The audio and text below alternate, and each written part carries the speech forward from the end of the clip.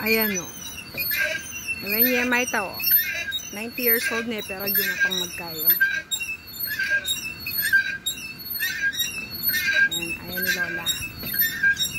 Lagi kena gogo keni. Oh. 90 years old na yan. Dudurutan ng Timog Residence kaya mag-jogging ng dili na. Ayan, mag-exercise ng dili na.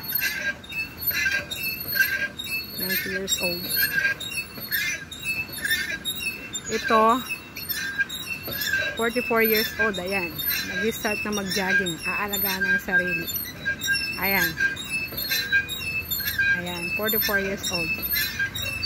Ito naman 13 years old. Ayan. Mag-start na rin.